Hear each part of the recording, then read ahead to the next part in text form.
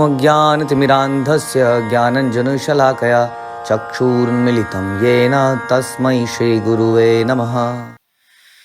हरे कृष्णा। श्री चैतन्य चरितामृत मध्य लीला chapter 15 और प्यार संख्या 78। तो हम सुन रहे थे कि गरी चलाने के बाद वह मंदिर के द्वार के बाहर ध्यान करता है। इस बीच में भगवान कृष्ण सारी गरी खाकर थाल को रिक्त छोड़ देते हैं। चर्चा चल रही है राघव पंडित की। भगवान के बहुत ही शुद्ध भक्त थे और राघव पंडित को भी नीलांचल छोड़कर बंगाल में वापस जाना पड़ रहा है। कभू शस्य खाया पुनः पात्र भरे शान से, श्रद्धा बाड़े पंडित तेरे प्रेम सिंधु भासे। कभी कभी गरी खाने के बाद कृष्ण थाल को नई गरी से भर देते। इस तरह राघव पंडित की श्रद्धा बढ़ती जाती है और वह प्रेम के सागर में तैरता रहता है। एक दिन फल 10 संस्कार करिया, भोग लगाई ते सेवक आई ललैया। एक दिन ऐसा हुआ कि एक नौकर अर्थ विग्रह पर चढ़ाने के लिए लगभग 10 छिले हुए नारियल लाया। अवसर नाही हया विलंब हईला, फल पात्र हाथे सेवक द्वारे तरहिला। जब नारियल लाए गए उस समय उन नारियलों को चढ़ाने के लिए समय नहीं था, क्योंकि पहले से ही काफी विलंब हो चुका था। अतः वह नौकर नारियलों के पात्र को पकड़े हुए दरवाजे पर ही खड़ा रहा। द्वारेरा ऊपर भीते तेहो हाथ दिला, सेई हाथे फल छुड़िला पंडित देखिला। राघव पंडित ने देखा कि उस नौकर ने दरवाजे के ऊपर की छत छुई है और उसी हाथ से नारियल को छुआ है। तो यानी कि कुछ प्रोसेस चल रहा था। वो नारियल लाया लेकिन एकदम से भगवान के ऑल्टर में लेके नहीं जा पाया, वेदी में लेके नहीं जा पाया। तो कुछ देर बाहर वेट करता रहा कि जैसे ही राघव पंडित का आदेश होगा मैं इनको भोग लगाने के लिए दूंगा। लेकिन इन बिटवीन थोड़ी देर वेट करते हुए खड़ा रहा। कई बार वेट होते हुए हम दीवार को पकड़ के खड़े जाते हैं या ऐसे कुछ पकड़ लेते हैं, हैबिट होती है हमारी, कुछ ना कुछ पकड़ के खड़े रहते हैं, शरीर को सहारा देते हैं। लेकिन इस बीच क्या हुआ, राघव पंडित ने ये देख लिया कि उसने इस तरीके से मानव ऊपर की मुंडेर को पकड़ा, थक गया था और फिर थोड़ी देर में उन फलों को फिर से पकड़ा। ऐसा वो कर रहा था। पंडित कहे द्वारे लोक करे गतायाते, तार पद धूली उड़ी लागे ऊपर भीते। तब राघव पंडित ने कहा कि लोग इस दरवाजे से लगातार आते जाते रहते हैं और उनके पैरों की धूल उड़कर छत को छूती रहती है। जनरली दरवाजे के आसपास लोगों का आना जाना है, वहीं वो चप्पल उतारते होंगे बाहर और अंदर आते होंगे। तो जनरली ऐसी जगहों में धूल आप देखते हैं, धूल के कण जम जाते हैं यदि हम उसकी डस्टिंग ना करें डेली। तो धूल मतलब उड़ के उस जगह में बैठती ही है।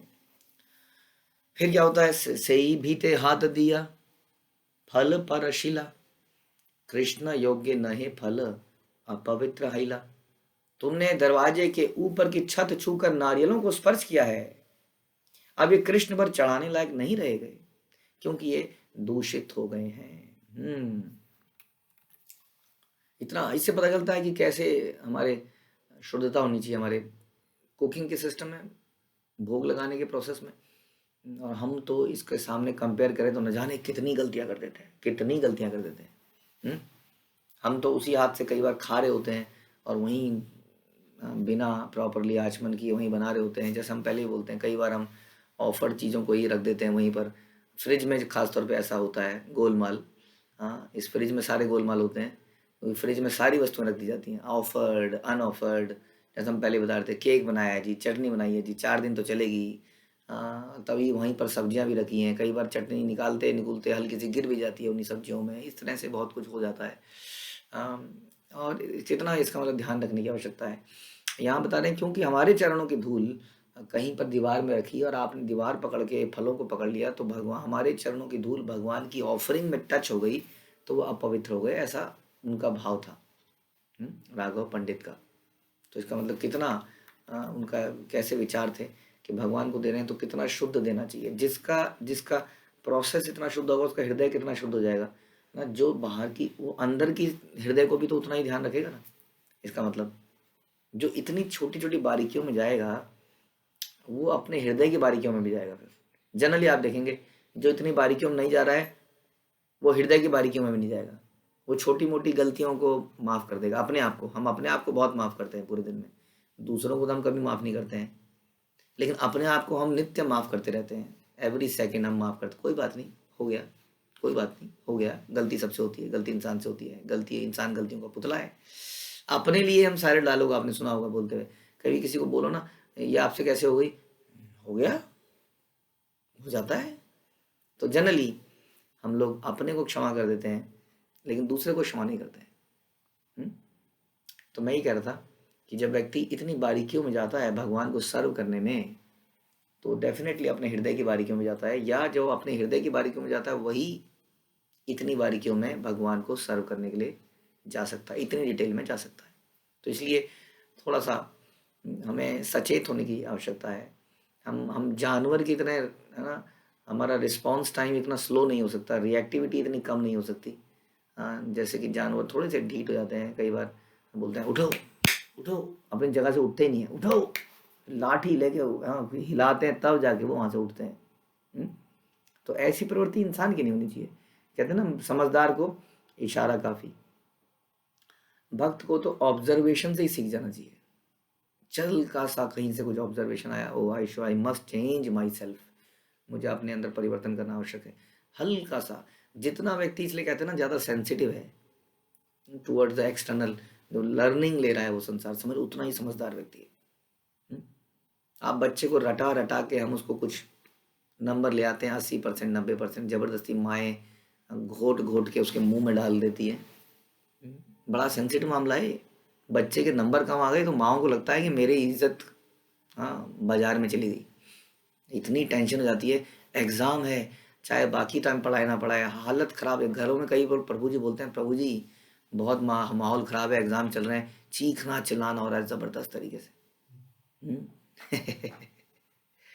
क्योंकि वो बच्चे की इज्जत हमारी इज्जत बन जाती है वास्तव में। हम ये कह रहे थे कि बच्चों को सेंसिटिव बनाने की आवश्यकता है, घोटाऊ ना, घोट के पिलाने वाला नहीं।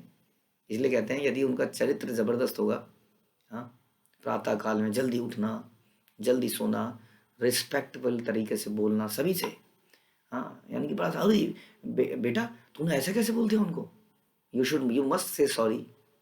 हाँ, इतना सेंसिटिव बनाना पड़ेगा। अरे बेटा मैं देख रही थी तुम जा रहे थे, तुमने उनको प्रणाम नहीं किया, ऐसा कैसे किया तुमने, तुम वहाँ जा रहे थे, तुमने उनको लांग के चले गए, कूद के चले गए, इत्यादि। जैसे ही, तो जब बेटा इतना सेंसिटिव हो जाएगा एक्सटर्नल चीज़ों के प्रति, तो जानवर प्रति, जानवर नहीं होता सेंसिटिव ना, जानवर को देखा आपने, चलता है ना, वो तो चल रहा है बस।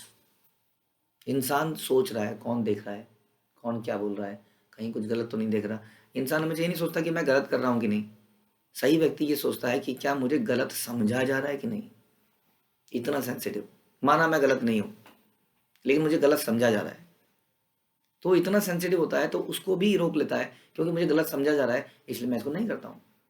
लेकिन जो ढीठ होता है, बेशर्म हो जाता है, वो एकदम से उसको, हाँ, उनको इन बातों का कोई फर्क नहीं पड़ता है, ये तो बोलते ही रहेंगे, तो टोकते ही रहेंगे, इनका क्या है।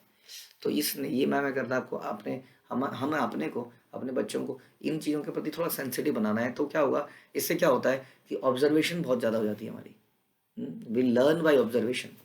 जब हम कहीं जाते हैं तो कुछ देखते हैं तो तुरंत दिमाग में घुसता है।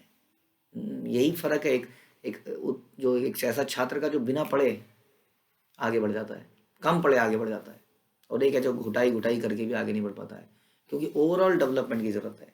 हमारी एजुकेशन सिस्टम ऐसा हो गया है कि किसी ने घोट के पिला के 90% ले आए, दैट्स इट, हाँ हो गया, बढ़िया काम हो गया। उसके चरित्र पे पूरा का पूरा डेवलपमेंट करने की आवश्यकता है, पूरा पूरा डेवलपमेंट, और हमें अपने लिए भी आवश्यकता है। तो जब हम इतने सेंसिटिव बनेंगे, तो हम यहाँ से आए थे, तब हमें इन बारीकियों को देखेगा। मैं देखता हूँ कई बार हम बारीकियों को बोलते बोलते रहते हैं, किसी को बोलते रहते हैं, लेकिन वो वैसा ही होता रहता है। चाहे ऑल्टर की सेवा हो, भगवान की सेवा हो, जप हो, कपड़े पहनने के तरीके हो, वो वैसे ही होते रहते हैं। क्योंकि मैंने क्या बताया, ठस दिमाग हो गया है, सेंसिटिव नहीं रहा है जो मनुष्य का होना चाहिए, जो इतना बुद्धिमान उसको होना चाहिए। तो यहाँ पे देखते हैं राघव पंडित, सच अ सेंसिटिव माइंड, जो इतना बारीकी से चीज़ को देख रहे हैं। तो उन्होंने बोला ये तो दूषित हो गए, चढ़ाने लायक नहीं रहे। भक्ति सिद्धांत सरस्वती ठाकुर का कहना है कि राघव पंडित कोई ऐसे वैसे सिर फेरे मनुष्य नहीं थे, जिन्हें सफाई की धुन सवार थी।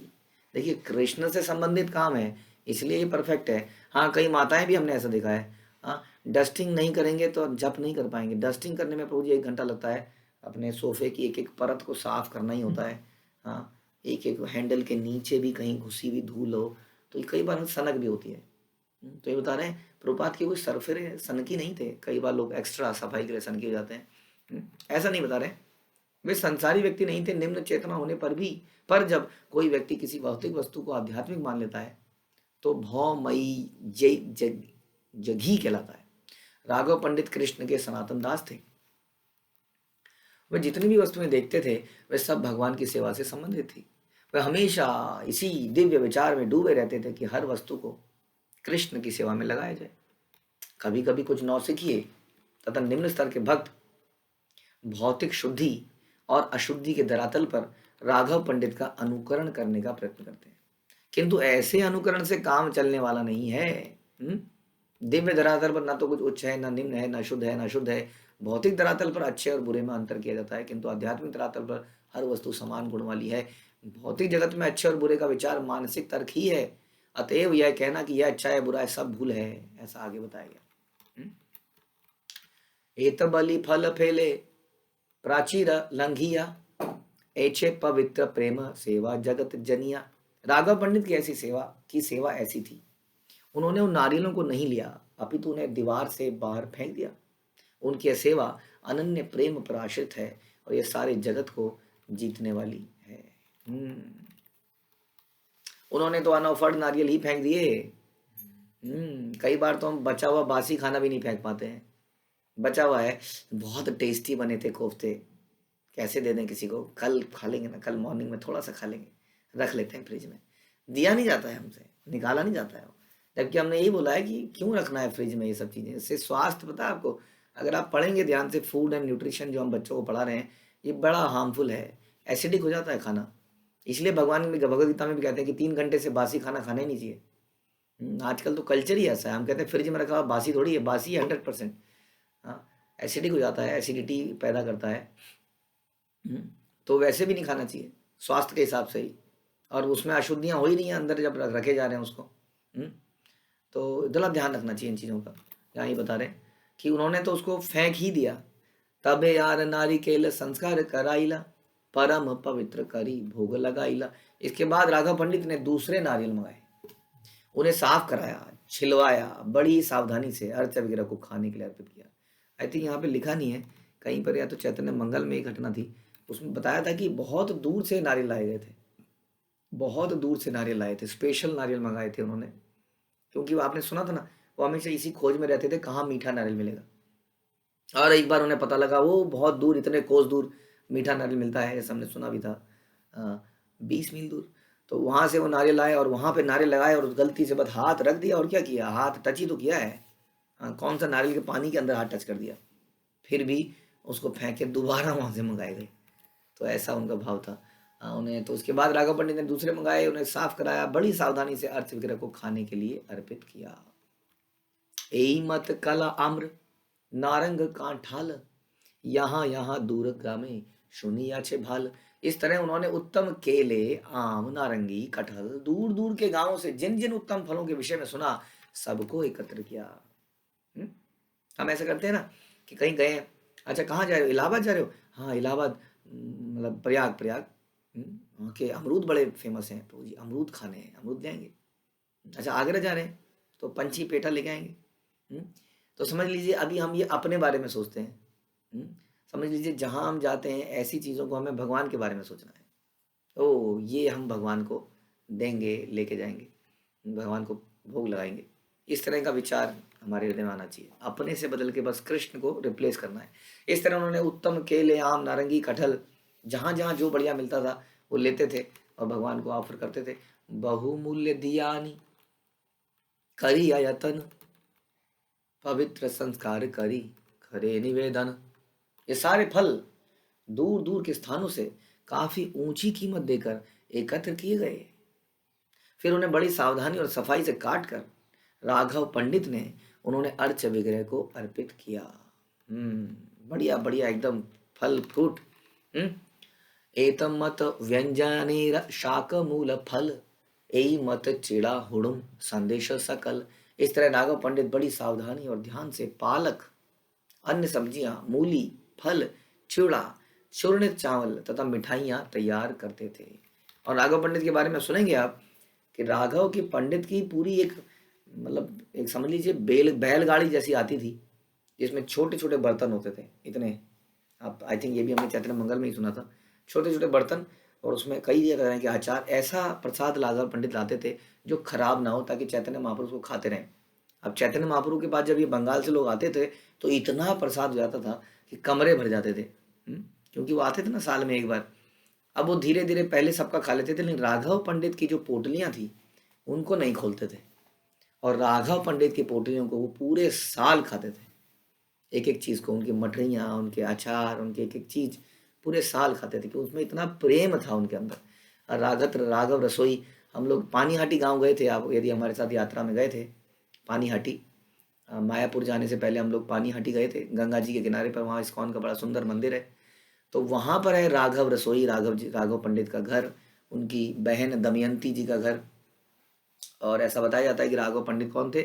धनिष्ठ गोपी, जो भगवान को ऑफरिंग करते थे भगवान की लीला में, कृष्ण लीला में। वो सारा प्रसाद उन्हीं के थ्रू जाता था। तो ये वही थे, तो इनका प्रसाद फोकस था राघव रसोई। आज भी हम वहाँ पानीहाटी में जाएंगे तो उनके स्टैचू, उसमें क्या बना रखा है, अलग अलग वो बनाई है मटके, और उन मटकों में अलग अलग कुछ व्यंजन बना के वहाँ पे एज ए स्टैचू इस चीज़ बना के रखी हुई। तो यानी कि केवल प्रसाद से ही, देखिए राघव पंडित का हम आज कितने डिस्कशन कर रहे हैं, केवल प्रसाद ऑफरिंग कैन भी, इसलिए कहते हैं ना नवधा भक्ति, भक्ति के किसी भी अंग को यदि हम बहुत अच्छे से पकड़ लें तो केवल वो अंग हमें भगवान के धाम पे लेके जा सकता है, केवल वो अंग। बहुत सारे ऐसे एग्जाम्पल हैं, और जैसे अभी हम लोग श्रवण कीर्तन में एग्जाम्पल सुने ही हमने, परीक्षित महाराज और सुखदेव गोस्वामी, लेकिन इस्कॉन के अंदर भी आयेंद्र प्रभु का हम नाम सुनते हैं, आयेंद्र प्रभु, जस्ट कीर्तन, हाँ, एक कीर्तन करने से आज भी उनका नाम जाना जाता है। जस्ट कीर्तन कीर्तन कीर्तन कीर्तन कीर्तन 24 आवर कीर्तन। तो ऐसे अनेक एग्जाम्पल, जिन्होंने कोई भक्ति का एक अंग पकड़ लिया। अब जैसे हम सुनते हैं पंकज आंग्री प्रभु, जिन्होंने शरीर त्यागा था कुछ समय पहले, केवल अर्च विग्रह की सेवा, ओनली अर्च, पूरी लाइफ अर्च विग्रह की सेवा, पूरी लाइफ। और वो इतने फेमस हुए भक्त। बाद में हुए, शुरुआत में तो उन्होंने अननोटिस सेवा करी, पता नहीं कितने साल नरसिंह भगवान की सेवा करी। उस जमाने में जब नरसिंह भगवान की सेवा कोई करना नहीं चाहता था, क्योंकि नरसिंह भगवान से लोग डरते थे क्योंकि ऐसी कई लीलाएं हो गई थी नरसिंह भगवान की, जो बड़ी सुंदर कथाएं आती हैं मायापुर की। लेकिन पंकज आंग्री प्रभु ने तब से केवल विग्रह सेवा करके पूरे संसार के लोग उन्हें जानते थे, मानते थे, प्रेम करते थे। यानी कि एक एक अंग को पकड़ लें, यदि हम बड़ी सीरियसली करें, हर चीज को जो भी करें बड़े अच्छे से करें, मतलब कहने का ये है, क्या कहते हैं उसको, jack of all and master of none. हर चीज में टांग अड़ानी है। कोई सेवा चल रही है तो ये भी मैं कर लूँ, ये भी मैं कर लूँ, कोई वहां पे कर रहा है उसकी में भी घुस जाए, अपनी सेवा ठीक से हो नहीं पा रही है। तो जो सेवा करें बड़ी ध्यान से, शुद्धता से, भाव से करें, और उसी में परफेक्शन मिल जाएगी। कोई आवश्यकता नहीं है कि हम फ्रंट में आए, लीड करें, कोई ऐसी सेवा करें जिसमें बहुत बढ़िया चल रहा है। हाँ, कोई व्यक्ति केवल गार्लैंड बना बना के, कितने ऐसे संस्करण आते हैं, garland making, only garland making, only garland making, only garland making, और नथिंग एल्स। तो इस तरह से हम लोग जो भी सेवा करें बड़ी शुद्धता से करें। तो राघव पंडित ने इतनी सिंपल सी सेवा को इतना जबरदस्त बना दिया। एही मत पीठा पाना क्षीर औदन परम पवित्र आरे करे सर्वोत्तम। उन्होंने मीठा, उन्होंने पीठा, पाना, खीर और प्रत्येक वस्तु को बड़े ध्यान से पकाया, और पकाते समय इतनी सफाई रखी कि भोजन उत्तम कोटि का तथा स्वादिष्ट बने। ये बड़ा इंपॉर्टेंट है, बार बार हम वही डिस्कस कर रहे हैं, कैसे बनाते समय इतनी बढ़िया तरीके से। हमने 50 आइटम बनाई किसी के आने पर, अब जो अनाई आइटम बनाई तो हौच पौच हो गया, शुद्धता का इतना ध्यान नहीं रख पाओगे ना, अब इतनी सारी चीज़ें बनाओगे तो। लेकिन बनाइए ऐसे, भाव और प्रेम और शुद्धता उसमें रहे, जो भी काम करेंगे। जैसे हमने बोला, जैसे हमारे कई सारे भक्त जो है गुरुकुल की सेवा करते हैं, पढ़ाते हैं, अब हम उन्हें खींच रहे हैं, आपने ये लेसन प्लान कंप्लीट क्यों नहीं किया, आपने ये रिहर्सल क्यों नहीं करी, आपने ये वीडियो क्यों नहीं चलाई। हाँ, तो देखना चाहिए कि इतना छोटा सा काम है, लेकिन उसको कितना उसमें सोच सकते हैं। केवल इसी सेवा को करके, हाँ, हर सेवा का बड़ा महत्व है अपने आप में। यदि आपको समझ नहीं आ रहा है तो अपने सीनियर भक्तों के साथ बैठिए, प्रभु इस सेवा का महत्व क्या है, वाई दिस इज सेवा इज इंपॉर्टेंट, जरा हमें समझाइए, हमारी चेतना मान नहीं पा रही है कि इंपॉर्टेंट है। तब आपको समझ में आएगा। जो भी काम करा जाए वो बड़ी ही तैयारी के साथ करा जाए, भगवान को अधपकी चीज़ ना दी जाए, भगवान की सेवा अधपकी तरीके से, अनमन माने मतलब बिना मन के ना करी जाए, बहुत भाव से शुद्धता से, चाहे वो छोटी सी सेवा क्यों ना हो, अननोटिस्ड क्यों ना हो। हम्म? तो ये राघव पंडित दिखा रहे हैं, उन्होंने जो बनाई छोटी छोटी चीजें बनाई, बड़ी ध्यान से पकाई। अब देखिए आजकल का कल्चर क्या है, आजकल कल्चर है प्रेजेंटेशन अच्छी होनी चाहिए, पीछे चाहे जो भी हो, होटल के अंदर जब प्लेट आपकी लगे तो बड़ी सुंदर तरीके से सजाई जाए। सिजलर है, सिजलिंग कर रहा है, धुआं उड़ रहा है, हाँ, और धुएं के पीछे अंदर जब वो काट रहे थे गाजर मटर, तो कीड़े जो तो रेंगते हुए कीड़े भी कट रहे थे साथ में, खच खच खच खच खच खच। वो भी मसाले में, ग्रेवी में पक गए। है, होटलों में तो ऐसे ही होता है, अंदर जाके देखें तो प्रेजेंटेशन शुड बी नाइस। ये नहीं है भक्त का कल्चर, ये नहीं है प्रेजेंटेशन नाइस करने का, केवल तो उसका होता है जो दिखावटी व्यक्ति है, जो दिखावा करना चाहता है। जो वास्तव में प्रेम करता है वो ये देखता है कि कैसे ये चीज़ उनकी सेहत के लिए, उनके स्वाद के लिए शुद्ध होनी चाहिए, मेरी अपवित्रता उसमें ना घुस जाए, मेरा थूक ना घुस जाए, मेरे बाल ना घुस जाए, मेरा ये ना घुस जाए। लेकिन हम करते नहीं है इसको फिर भी, जैसे मैंने बताया, क्योंकि हमारा माइंड ठस हो गया है। इतना बोलने के बाद भी दुख होता है कि अब वी आर केयरलेस, और अक्सर खाने में बाल आ जाना, ये सब नॉर्मल चीज़ें हैं, हमारे इसके लिए सेंसिटिव ही नहीं हम लोग कि हाँ ये तो गलत है। राघव पंडित तो धूल में हाथ नहीं लगाने दे रहे हैं। तो कितना सोचना चाहिए। जैसे मैं अक्सर बोलता था कोरोना के टाइम पे, जब लोगों को बोला गया खाना बनाते हैं मास्क पहनो, सर पे लगाओ, तो किसी ने लगाया, लेकिन कोरोना आ गया, मरने की नौबत आ गई तो सबने लगा लिया, सबने लगा लिया, अदरवाइज लगाने को तैयार नहीं है। हम्म? तो ये कम से कम इस एपिसोड से सोचिए, ये जो हम सुन रहे हैं, कि एक एक चीज़ खाने बनाने की बात नहीं है इसमें। मैं जैसे बताया, मैंने गुरुकुल का भी एग्जाम्पल लिया। गुरुकुल में हम जा रहे हैं, वी आर अनप्रिपेयर्ड, चलो जी पढ़ा लेते हैं, बच्चों को तो पढ़ाना है। कि आज भी मैं लेक्चर लेता हूँ तो उससे पहले मैं प्रिपेयर करता हूँ अपने आप को। इतने साल हो गए हैं, 12 साल, आज भी हम प्रिपेयर करते हैं अपने आप को, because when you are giving something for Krishna, you have to, it has to be best quality.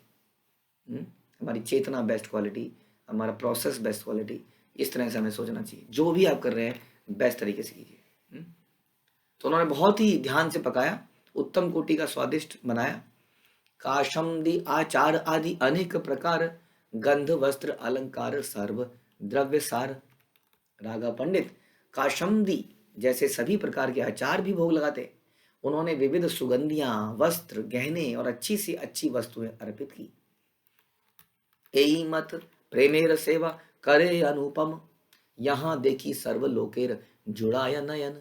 इस तरह राघव पंडित अद्वितीय विधि से भगवान की सेवा करते हैं। उन्हें देखकर सारे लोग अत्यंत संतुष्ट हो जाते, उन्हें देखकर ही संतुष्टि आ जाती। इसलिए कहते हैं प्योरिटी इज फोर्स, शुद्धता ही शक्ति है। हमारा ज्ञान शक्ति नहीं है, हमारी पर्सनैलिटी शक्ति नहीं है।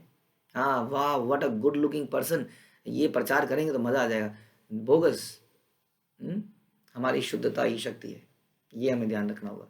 उनको देखकर ऐसी ऐसे सेवा करते हुए, इस भाव से, जैसे हम देखते हैं गोपाल कृष्ण गोस्वामी महाराज की एक वीडियो है यूट्यूब में, हम देखते हैं कि वो अपने विग्रहों की सेवा कैसे कर रहे हैं। बस उस वीडियो उसको देख कर ही भाव पैदा होने लगता है, इतने पेशेंटली, इतने प्रेम से। इसलिए कहते हैं शुद्धता ही शक्ति है। एत बलि राघवेर कैला आलिंगन, यही मत सम्मानिला सर्व भक्त गणे। इसके बाद श्री चैतन्य महाप्रभु ने दयापूर्वक राघव पंडित का आलिंगन कर लिया। महाप्रभु ने अन्य सभी भक्तों का भी इसी तरह सम्मान किया। तो ये सारी घटनाएं कौन बता रहा था? ये सारी घटनाएं चैतन्य महाप्रभु बाकी भक्तों को बता रहे थे। सुनो, मैं तुम्हें बताता हूं, सुनो, राघव पंडित के बारे में सुनो। ऐसे चैतन्य महाप्रभु अपने चरित्र से दिखाते हैं कि भक्तों का गुणगान कैसे करा जाता है।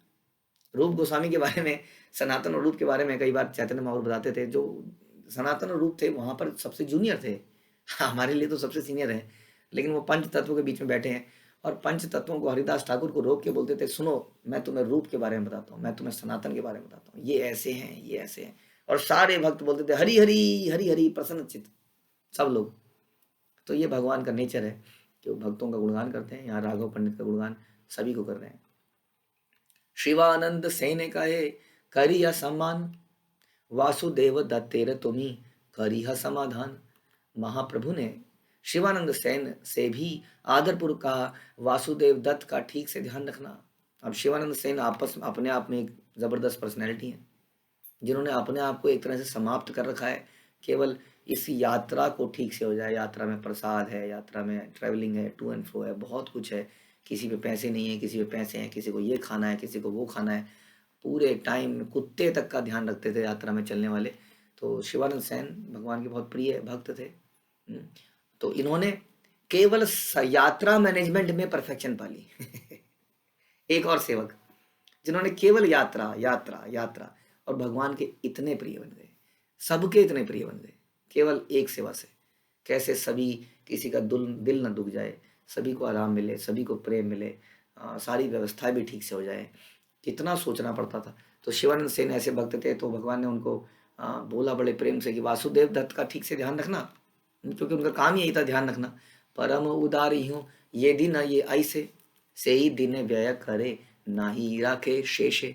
वासुदेव दत्त अत्यंत उदार है, उसे प्रतिदिन जितनी आमदनी होती है वह उसे खर्च कर देता है, वह कुछ भी बचा के नहीं रखता है। सच अ केयरिंग लॉर्ड। भगवान, हम लोग घबराते हैं कैसे करें, कैसे करेंगे, आगे जाके घर चल पाएगा कि नहीं चल पाएगा, कुछ हो। भगवान को आपकी एक एक घटना का पता है, ध्यान रखिए। अगर आप भगवान के लिए कुछ त्याग रहे हैं संसार को, तो क्या भगवान आपका ध्यान नहीं रखेंगे? Is it possible? फिर कैसे भगवान है, फिर छोड़ देना चाहिए ऐसे भगवान को? नहीं।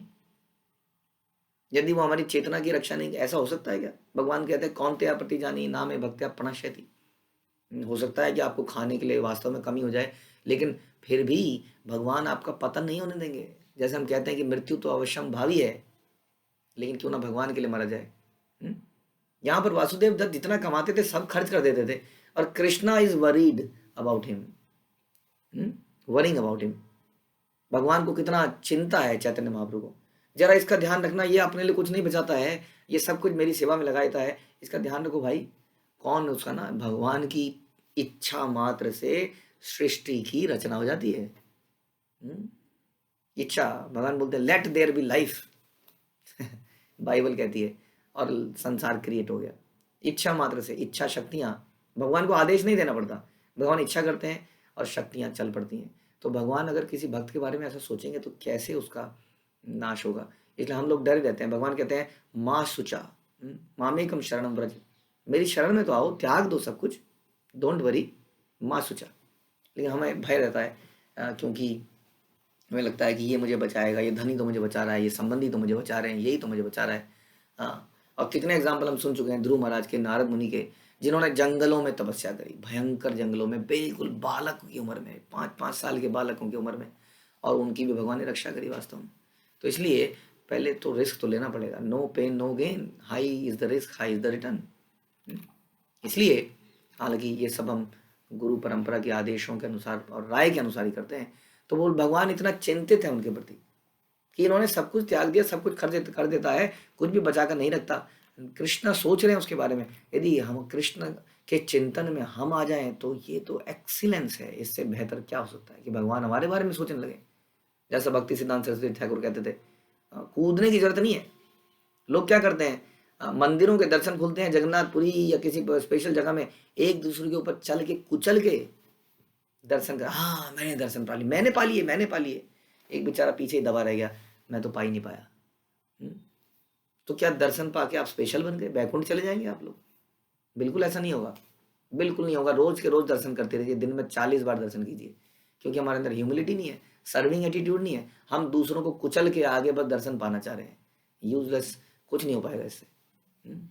इसलिए समझना पड़ेगा। भक्ति सिद्धांत कहते थे कि ऐसी सेवा करो, ऐसी साधना करो कि भगवान ही स्वयं तुम्हें देखने आ रहे हैं। ध्रुव महाराज को देखने कौन आया?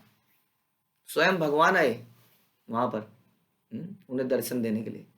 तो इस प्रकार से हमें अपनी सेवा, साधना, ह्यूमिलिटी जो भी है वो इतना शुद्धता से करें कि भगवान आपको हमेशा दे। अभी हम प्रभुपाद का कोट पढ़ रहे थे चैंटिंग करते हुए कि कृत्रिम रूप से ध्यान का दर्शन मत करो, रूप का दर्शन मत करो। हरे कृष्णा कर रहे हैं और ध्यान कर रहे हैं भगवान के विग्रह पे, बोल रहे हैं ध्यान से जप करो, भगवान अपने आप दिखेंगे। Don't worry, don't worry about it. कई लोग कहते हैं भगवान मुझे सपने में आए, सपने में यह आया, सपने में वो आया। Nothing, no value of all this things. हमारे लिए अपनी साधना, सेवा बड़ी ज़रूरी है वास्तव में। गुरु के प्रति समर्पण, ह्यूमिलिटी, ये चीज़ें ज़्यादा जरूरी हैं। इससे भगवान अपने आप ही दर्शन देंगे। गृहस्थ है न इहो चाहिए संचय, संचय न कैले कुटुंब भरण ना ही हया। गृहस्थ होने के कारण वासुदेव दत्त को कुछ धन बचाना चाहिए भाई। हाँ, नॉर्मल सेंस में बचाना चाहिए, किंतु वह ऐसा नहीं करता। इसलिए उसके लिए अपने परिवार का भरण पोषण कर पाना अत्यंत कठिन है। हम कहेंगे ये तो करना चाहिए उसको, लेकिन देखिए क्योंकि वो भगवान पे डिपेंडेंट है, इसलिए कृष्ण उसका चिंतन कर रहे हैं। आपको याद होगा श्रीवास ठाकुर और चैतन्य महाप्रभु की वार्तालाप, जिसमें चैतन्य महाप्रभु कहते हैं श्रीवास कुछ तो बचा लो, कैसे घर चलाओगे, क्या करते हो, पूरे दिन कीर्तन करते रहते हो, हाँ सेवा करते रहते हो, घर कैसे चलेगा। वो कहते हैं महाप्रभु 3 ताली बजाऊंगा, तीसरी ताली में यदि आप नहीं आए, हाँ तो गंगा जी में डूब के मर जाऊंगा। 3 ताली बजाऊंगा बस, इतना कॉन्फिडेंस है उन्हें अपने पे। कोई दिक्कत आ रही है, हाँ कृष्णा कृष्णा कृष्णा, नहीं आए ओके समाप्त, ऐसा बोलते हैं वो। ऐसा करने को कभी कहा नहीं कहीं आप लोग 3 ताली के चक्कर में अपनी आत्महत्या कर लें। कोई नहीं आएंगे हमारे केस में भगवान। हाँ वैसे ही हो जाएगा जैसे कि वो था ना, एक हमने सुनाई थी स्टोरी, हमारा एक हिंदू जो है नाव में चढ़ता है, नाव डूब रही है, वो तो कहता है क्या कहता है, बजरंग बली बचाओ, बजरंग बली इतनी देर में आ ही रहे थे बेचारे, तभी तो शिव जी प्लीज बचाओ, ओम नमः शिवाय, साईं बाबा तुम बचाओ, ये वाले तुम, डूब ही जाता है वो, कन्फ्लिक्ट हो जाता है ना सारे देवताओं में। भगवान को बुलाता तो सही हो जाता काम, सारे देवताओं में कन्फ्लिक्ट हो जाता, भैया तेरा है, नहीं तेरा है, नहीं किसका है ये आदमी, किसका है पता नहीं किसका है। तो इस तरह से यहाँ पे समझने की कोशिश कीजिए कि जब भगवान के लिए कुछ त्यागते हैं वास्तव में, तो ऐसे व्यक्ति को ये भी नहीं सोचना चाहिए कि भगवान मेरी रक्षा करेंगे, ये सोच के नहीं त्यागता है वो तो त्यागता है कि जो होगा भगवान की इच्छा से होगा, अच्छा होगा तो उनकी इच्छा से होगा, बुरा होगा तो उनकी इच्छा से होगा, ऐसा सोच के। नहीं तो आप कहेंगे प्रभु जी मैंने सब त्यागा, आप देखिए कहाँ मैं दर दर की ठोकरे खा रहा हूँ, ऐसा भाव नहीं लाना है। तो वासुदेव दत्त के बारे में भगवान कह रहे हैं इसको कुछ बचाना चाहिए, करता नहीं है, इसलिए उसके लिए अपने परिवार का भरण पोषण करना बड़ा मुश्किल हो गया है। कैसे मुश्किल हो सकता है, जिसके बारे में चैतन्य महाप्रभु सोच रहे हो। इहार घरे आया वय सब तोमर स्थाने, सर खेला हैया तुम्ही करिहा समाधाने। कृपया वासुदेव दत्त के पारिवारिक मामलों पर ध्यान दें। किसी और को नियुक्त कर दिया महाप्रभु ने, तुम ध्यान रख लो भैया उसका, वो अपना ध्यान नहीं रखता है क्योंकि वो मेरे ध्यान में रहता है, इसलिए तुम शिवानंद सेन तुम उसका ध्यान रखो, उनके व्यवस्थापक बनकर समुचित प्रबंध करो, हो गया काम। शिवानंद सेन जैसा परफेक्ट प्रबंधक लगा दिया गया है उनकी सेवा में। इस तरह से भगवान कोई ना कोई व्यवस्था करते हैं। मैं नाम भूल रहा हूँ उन महान वैष्णव का, जो भागवत की टीका करते थे, तो उन्होंने जब घर को त्याग रहे थे तो वो बड़े कंफ्यूज थे कि मैं घर को त्यागूं ना त्यागूं, मतलब सामान घर का धन धान ये सब त्यागूं ना, मेरा कैसे रक्षा हो पाएगी, क्या मैं बच पाऊंगा। तो अचानक से वो देखते हैं कि एक छिपकली का एक बच्चा पैदा हुआ और वो नीचे गिर जाता है। अब उन्हें लगता है ये तो गया, अब तो मर ही जाएगा, ये नीचे किसी तरह पड़ा हुआ है, क्या खाएगा क्योंकि अब इसमें बल ही नहीं है। तभी वो थोड़ी देर में देखते हैं कीड़ा आता आता उसके आगे से निकलता है एकदम, और वो बच्चा उस कीड़े को खा लेता है। तब उन्हें समझ में आता है कि कृष्ण ही प्रदान करते हैं, हर किसी के बारे में सोच रहे हैं कौन कहाँ पर है, तो इतना विश्वास हमें पैदा करना। तो ये सोच के उन्होंने तुरंत अपना त्याग किया। तो महाप्रभु बोलते हैं वासुदेव दत्त के पारिवारिक मामलों पर ध्यान दें, उनके व्यवस्थापक बनकर समुचित प्रबंध करो। प्रतिवर्ष आमार सब भक्त गण लैया, गुंडी चाहे आसीबे सबाए पालन करिया। तुम लोग हर वर्ष आना और मेरे सारे भक्तों को अपने साथ गुंडीचा उत्सव में लाना। मेरी यह भी विनती है कि उन सब का भरण पोषण करना। हाँ, शिवानंद सेन के ऊपर बड़ी बड़ी जिम्मेदारी दे दी, इन सबको लाने की जिम्मेदारी आपकी है।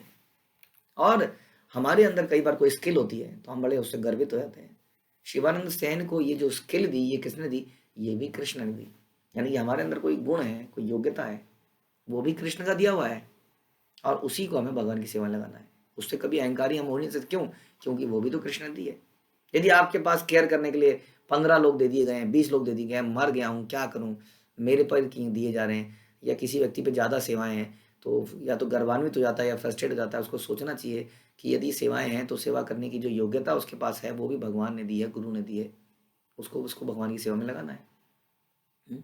जिसके पास ज़्यादा योग्यता है उसके पास ज़्यादा सेवा है। अगर आप सेवा नहीं चाहेंगे तो योग्यता भी छीन ली जाएगी, है ना। तो इसलिए हमें हमेशा भगवान पर डिपेंड रहना चाहिए, गुरु पर डिपेंड रह के चीज़ों को करना चाहिए। ये नहीं होगा कि हम सुनते हैं ना कि ये धन यौवन पुत्र परिजन ये थे क्या थे प्रतीत। ये मेरे बच्चे, हम सोचते हैं मेरे बच्चे मेरी रक्षा करेंगे या पेरेंट्स रक्षा करेंगे। गोविंद राज क्या ना, गोविंद राज क्या है, कृष्णा नहीं, गोविंद राज जो है, जो इसको लिखते हैं, वो बोलते हैं कि किसी का कोई भरोसा नहीं है वास्तव में।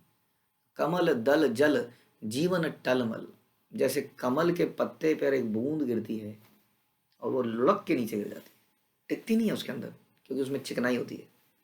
उसी तरह जीवन बड़ा ही चिकनी सतह पर चल रहा है, कभी भी फिसल के जीवन समाप्त हो जाता है। इसलिए बजहूँ हरिपद नीति रे, हमें हर पल भगवान को भजना है। And he is the only protector, not our parents, not our children, not our relatives, only Krishna is protection giving. तो यहाँ पर वो उनको प्रोटेक्शन देने के लिए क्या बोल रहे हैं, किसी को नियुक्त कर रहे हैं और बोल रहे हैं इन सारे भक्तों को भी तुम्हें लेके आना है, ये मेरी विनती है, उन सबका भरण पोषण करना। अब भरण पोषण करना तो भगवान का काम है वास्तव में, लेकिन वो अपने भक्तों के अंदर ये शक्ति प्रदान करते हैं भरण पोषण करने की। कुलीन ग्रामीर कहे सम्मान करिया, प्रत्यब्ध आसीब यत्राय पट्ट डोरी लैया। इसके बाद महाप्रभु ने कुलीन ग्राम के सारे निवासियों को आदर पूर्वक आमंत्रित किया। याद है आपको कुलीन ग्राम के लोग क्या सेवा दी थी इनको, भूल गए होंगे आप। कुलीन ग्राम के लोगों को ये सेवा दी थी कि वो रथ यात्रा में रेशम की रस्सियां लेके आएंगे, मजबूत लाएंगे क्योंकि वो टूट गई थी ना इस बार, तो मजबूत रस्सियां लाएंगे, बड़ी मुलायम सी अच्छी सी मजबूत। तो उनको बड़े प्यार से आमंत्रित किया। बोला वो प्रतिवर्ष आए, रथ यात्रा उत्सव के समय भगवान जगन्नाथ को खींचे जाने के लिए रेशमी रस्सी जरूर लाएं। अब वो बोलेंगे अरे वाह वी आर स्पेशल, हमें बोला गया है, ये सेवा मुझे मिली। कई बार आदमी सेवा पे अधिकार जमा लेता है, अंगद की तरह पैर खड़ाता है, ये मेरी सेवा है। Just like a dog, dog गली में आता है, दूसरा क्या करता है, पहले साइड से दांत दिखाता है, आंख टेढ़ी करता है, भाग जा नहीं तो छोड़ूंगा नहीं। लेकिन दूसरा डॉग भी आ गया, उसके बाद जो भैं भैं मेरी गली में आया कैसे। कई बार हम सेवाओं को लेके ऐसे ही अटैच हो जाते हैं, हाँ हटो हटो मेरी सेवा है, ओ जाइए सेवा करिए। तो कई बार हम ऐसे हो जाते हैं। ध्यान रखिए, सेवा योग्यता भगवान गुरु भक्तों की कृपा से मिलती है। हम उस पर गर्वान्वित ना हो जाएं, उस पर अपना अधिकार ना जमा लें। ध्यान रखिए, किसी की भी सेवा किसी भी सेकंड में बदली जा सकती है, और हम ऐसा कोशिश भी करते हैं ताकि लोग अपनी सेवाओं से अटैच ना हो जाएं। इसलिए कई बार उठा पटक होती रहती है, आप देखते हैं, क्योंकि हमारी टेंडेंसी है, हम एकदम अधिकार ही जमा लेते हैं, मैं हूँ, I am the whole soul of this seva. हाँ, यहाँ पर उन्हें रस्सी लाने को बोला जा रहा है, लेकिन वो इतने शुद्ध भक्त थे, हाँ वो ऐसा नहीं सोच रहे थे कि हमें रस्सी लाने के लिए बोला गया, कोई और रस्सी नहीं ला पा रहा है, ये तो मैं ही ला पा रहा हूँ। तो ध्यान रखिए, जैसे मैंने बोला, योग्यता भी कृष्ण प्रदान करते हैं, गुरु और भक्त ही हमें सेवाएं देते हैं, और एक दिन हम उसके क्या बन जाते हैं, छत्रपति, शिवाजी बन जाते हैं हम, छत्रपति। ये मैं ही हूँ इसको करने वाला। तो ऐसा कभी ना सोचें, क्योंकि भगवान एक झटके में गिरा देते हैं। तो हमेशा हम्बल तरीके से, हमने सुना, बड़े ही शुद्ध भाव से, बड़ी ही डिटेलिंग करके, बड़ी सेंसिटिव तरीके से समाज में रहें, हर चीज़ में बड़ा सेंसिटिव हुए, विचार करें सही क्या है गलत क्या है, हाथी और घोड़े की तरह ना चलें, जानवर की तरह, और सबकी इस प्रकार से केयर करें। हमेशा ये सोचें कृष्ण ही रखवाले हैं, वही बचा रहे हैं, वही योग्यता भी दे रहे हैं। तो बहुत कुछ था इन घटनाओं में सीखने का, और हम आगे भी सीखते रहेंगे। श्रील प्रभुपाद की जय, श्री चैतन्य चरितामृत की जय, श्री कृष्णदास कविराज की जय।